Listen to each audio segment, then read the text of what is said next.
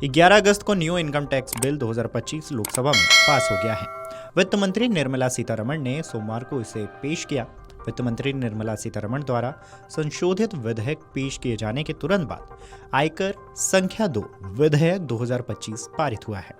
लोकसभा में bill pass होते ही राजनीतिक गलियारों में चर्चाएं भी होने लगी। इसके साथ ही आम सवाल भी उठने लगे कि क्या पुरानी पेंशन बहाली होगी या नहीं।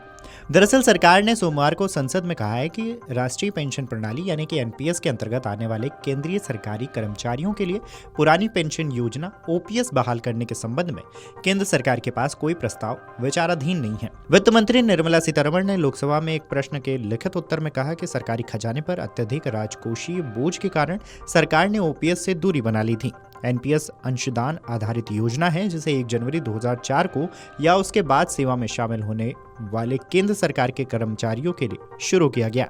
उन्होंने बताया कि ऐसे कर्मचारियों के लिए पेंशन संबंधित लाभों में सुधार लाने के उद्देश्य से एनपीएस में संशोधन के उपाय सुझाने के लिए तत्कालीन वित्त सचिव की अध्यक्षता में एक समिति गठित की गई थी।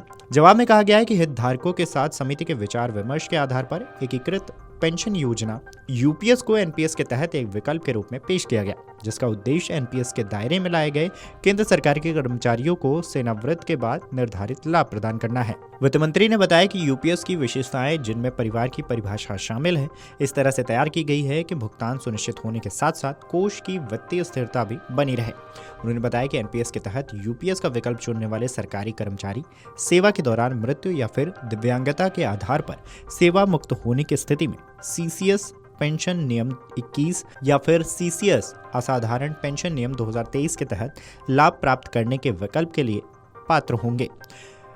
वित्त मंत्री ने बताया कि यूपीएस को सरकार द्वारा 24 जनवरी 2025 को एक अधिसूचना के माध्यम से एनपीएस के अंतर्गत एक विकल्प के रूप में पेश किया गया था। मंत्री ने एक अन्य प्रश्न के लिखित उत्तर में बताया कि मार्च 2020 से मार्च 2024 तक घरेलू वित्तीय देनदारियों में लगभग 5.5% अंकों की वृद्धि हुई है, जबकि इस अवधि के दौरान घरेलू वित्तीय परिसंपत्तियों में 20.7% अंकों की वृद्धि हुई। इसके अलावा उन्होंने बताया कि सांख्यिकी और कार्यक्रम कार्यान्वयन मंत्रालय के राष्ट्रीय सांख्यिकी कार्यालय एनएसओ द्वारा प्रकाशित नवीनतम आंकड़ों के मुताबिक शुद्ध घरेलू वित्तीय बचत 2022-23 में 13.3 लाख करोड़ रुपए से बढ़कर 2023-24 में 15.5 लाख करोड़ रुपए हो गई है।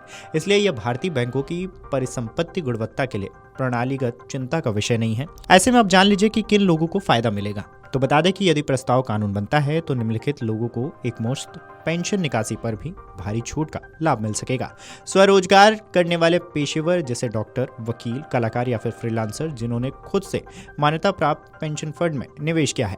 ऐसे निजी क्षेत्र के कर्मचारी जिनकी कंपनी कोई पेंशन योजना नहीं है लेकिन उन्होंने खुद किसी स्वीकृत पेंशन योजना में पैसा लगाया है। आपको बता दें, कानूनी वारिस या नामांकित व्यक्ति अगर पेंशन खाता धारक की मृत्यु हो जाए तो उसके आश्रितों या फिर नामित व्यक्तियों को मिलने वाली एकमुश्त राशि पर भी छूट मिल सकेगी।